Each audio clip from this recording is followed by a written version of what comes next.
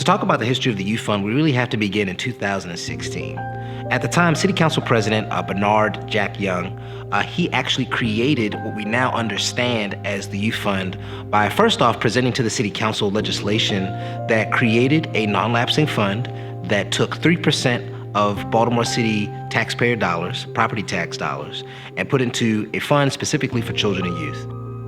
Jack Young also became mayor a few years later, and he was a passionate advocate for the Youth Fund. But one thing that people have to understand about Jack's approach is that he wanted to fund and support not just programs that serve Baltimore youth, but programs that were based in community and created by local residents and people who are passionate about Baltimore's young people and their future.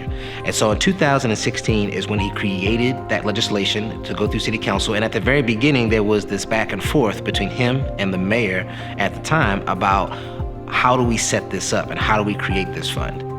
In an extraordinary move, the City Council overrode the veto of the mayor at the time, which sent to the Children and Youth Fund to the voters. In the November 2016 election, what happened was that question E was put on the ballot. And the question E was whether or not people wanted to create the Baltimore Children and Youth Fund. And so voters overwhelmingly approved the Youth Fund in November 2016. But there was this really interesting gap between the legislation and then moving forward on how to structure the Youth Fund. And one of the things that was pretty brilliant about Jack's approach is that he decided to actually create the Youth Fund so it was a charter amendment. In Baltimore, we have a very mayoral heavy system. And so the mayor gets to decide, in many cases, how the budget is constructed. Making this a charter amendment essentially put the Youth Fund money in its own fund, and there was no one executive or one elected official who had control over it. And so the Youth Fund, in many ways, is dramatically different than any of the other sources of public funding for community organizations. So I think it's important to put the Youth Fund in a historical context, particularly as it relates to Baltimore City. So when you think about the liberation movements that culminated in the 60s and early 70s, you have some of the more popular policy demands that people recognize as like the Voting Rights Act of 1965 or the Civil Rights Act of 64. But one of the things that gets missing are the calls for community control. Right. And so, the community control call was in a variety of different aspects of life, whether it was law enforcement, education. And one of the things that emerged during this period were the idea of investing directly in neighborhood-based organizations and institutions. And so what emerged were community action agencies that emerged all around the United States, anti-poverty programs, and the best of them were community-led. Baltimore actually has a rich history in this regard because Baltimore was actually heralded by many of the most radical of the Black freedom struggle. Folks like Sonny Carson in New York City, there's a famous conference where he actually compliments Baltimore and two other cities for having resident-led community action agencies. And so that's particularly important because that was a moment where, people who understood the importance of Black liberation understood the opportunity of taking public dollars and putting them in context where the community actually could use those resources in ways that actually empowered the community. And so one of the things that unfortunately happened as a result is that, you have William Donald Schaefer come to power and you have the response where you have the services that are designed to actually empower our community become professionalized, but professionalized in a way where allow particularly white liberal nonprofit elites to essentially control the institutions responsible for governing our lives, responsible for socializing young people, responsible for dealing with many of our ailments. And so this actually was a reversal of what it was that was happening with the community action agencies. And one person that I think is particularly important to lift up is someone like Walter Carter and Parent Mitchell, who at one time had both been the directors of Baltimore's Community Action Agency. Both of them have legacies of strong grassroots support, strong advocacy for Black empowerment. And so I just think that's important for people to recognize that the idea of the Youth Fund is in line with this effort of seizing public dollars and using them in ways that the community can be empowered as a part of what it means to actually do the work of Black liberation. In many cases, and especially in local government, there are lots of different barriers for local residents and local organizations to get money. You have to have all these different things set up in advance. You have to have a 501c3. You have to have a long-standing business partnership or relationship with the city. And so in many ways, this allowed us to start at the very beginning of, how do we create an institution, an organization, an effort that can support young people without having all these barriers. And so after the Youth Fund was approved in November 2016, a small group of folks, myself, Davon Love from Leaders of a Beautiful Struggle, Danielle Terrain, and Samantha Mallison, all four of us were like, how do we organize around the Youth Fund? And also make it so that way, at the end of it, Black people, particularly in this city, will have access to resources. And so we organized around that idea. And so in 2016, there were a few months that had passed, and there were varying conversations happening around Baltimore about the Youth Fund, because a lot of your large, traditional, white-led nonprofit organizations were talking about using the Youth Fund to fund their already well-funded institutions. A lot of the smaller grassroots Black-led organizations were, of course, trying to figure out how to, get resources to support their programs and how to be participants in it. And one thing that Mayor Young deserves a lot of credit for is that he wanted to ensure that Black organizations were going to have direct investment, that there weren't going to be any barriers set up for them. And he saw a dynamic that a lot of people already see in Baltimore around, large, big box, corporate, nonprofit organizations getting resources, but, things that are located in our own communities, run by leaders in our community, they don't get funded. And what we describe that as is the nonprofit industrial complex. To make it real simple, most people think like, hey, I want to apply for a grant, and I'm doing good work in community, I should be able to get this grant. And most of us don't know why we don't get access to those resources, because first off, the applications were created in a way that makes it so there's barriers set up. I don't have a 501c3. I don't have a fiscal sponsorship. So some of us are automatically shut out. But let's say we got that. We get to the next stage. The people who are making decisions about your applications, in many cases, are not people that are from Baltimore, from the communities that they serve.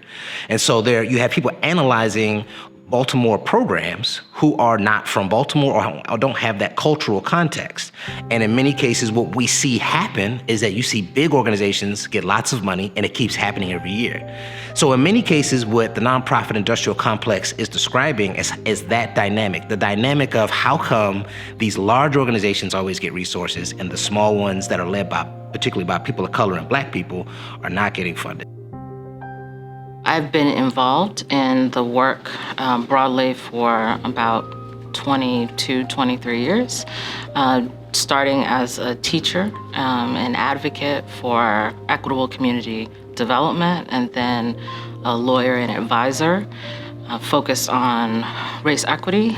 We can actually seize power and economic power in particular, and that when we do that, it will be catalytic, right? So that we have a range of visions of what it can look like to utilize our money, public money, to be about our children in our communities in a way that,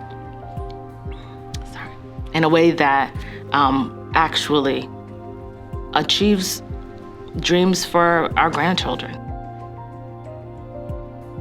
What we saw happening was a lot of traditional players, if you could put it like that, CEOs of nonprofits, philanthropy, et cetera, who were organizing around how do we extract these resources from the Youth Fund. And you also have to remember that at that particular time, there were no regulations or rules or anything about how the Youth Fund was going to operate. And so there was a really big opportunity there to structure the Youth Fund to be something that was racially equitable and to do something that was not being done anywhere in the United States. So at that point, the legislation happened. The voters approved the Youth Fund on the ballot. And so, like I mentioned, myself, Danielle, Sam, and Davon organized, and we were like, how do we construct this in a way that's going to serve our communities the best?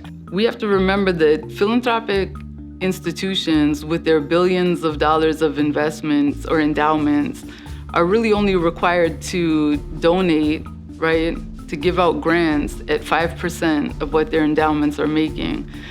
So remember that, right? 5% goes to supporting nonprofit organizations that are doing community work. We can call it racial justice work, should that be a priority of that philanthropic institution. the 95% of that endowment is going into stocks and investments that are probably most likely contributing to the very social ills that the 5% that's being donated to correct. So you can never win that race by design. The design is so inequitable. The question of racial equity in philanthropy seems silly. Sure, so I think we immediately started organizing ourselves. So we knew that out of the small group of us, a couple of us were in philanthropy at the time. Others were in more grassroots policy organizations. And we knew that we had to take on different parts of this. So my part in that moment was to begin to advocate for using some initial funds to roll out more of a participatory budgeting practice. That was to introduce a new way of moving money in the city and to have young people directly involved in determining what those funds would be spent on. So I think as we talk about the Baltimore Children and Youth Fund, I think it is important to place it in its appropriate context, locally and nationally. For example, nationally, we know that less than 2% of philanthropic capital goes to organizations led by people of color. And really, we're talking about Black-led and organizations that are led by Black and brown people, right? So nationally, less than 2% of philanthropic capital goes to, Black-led institutions. Locally, we know that those same philanthropic practices show up, right? And in the philanthropic space, there is a lot of dialogue and a lot of concern around the role of philanthropic institutions in not in perpetuating, I think, long-standing patterns of inequity in local investment. So in the space of philanthropy, I believe that the Youth Fund is transformational because it actually gives us a real and concrete model to watch and learn from as it relates to how values around racial equity, inclusiveness, and quality of investment in local communities, how that actually translates into institutional behavior and how we lead philanthropic institutions. And so essentially what these programs do is disaster management, right? So what I mean by that is a lot of the programs that are in the sectors to serve young people don't seek to create world-class scholars or advocates or people who are world-class in any of the fields that they're in. Because the truth is, many of those who are at leadership, thought leadership in particular, in the nonprofit sector, believe in notions of Black inferiority. So they design programs in such a way that it's about trying to lift Black people up from our inherent inferiority as opposed to them. And a part of what that does is that it creates a dynamic where our ability to thrive is dependent on the benevolence of folks outside of our communities, right? And so the programs that are often designed in terms of youth development and other kinds of services are designed in such a way where Black people being able to thrive, to come out of our condition, is directly dependent on the benevolence of entities outside of our communities. Instead of the approach of building self-sufficient, autonomous approaches to youth development, where eventually the young people don't need those institutions. They don't need those adults. They don't need, the kinds of programming because they're able to do things on their own. The BCYF is not an ATM to get money out of. It's an institution that is designed to build the infrastructure for our communities so that way we can deliver for our young people, so that we can invest in the long-term future of, our people. And that's what's more important. That's the most important thing. Without that, we won't have the ability to define our own destiny. And so I think that one thing we can look forward to in the next decade, at least, is that the Baltimore Children and Youth Fund will be a part of Baltimore's, coming of age and revolutionary activity when it comes to Black folks.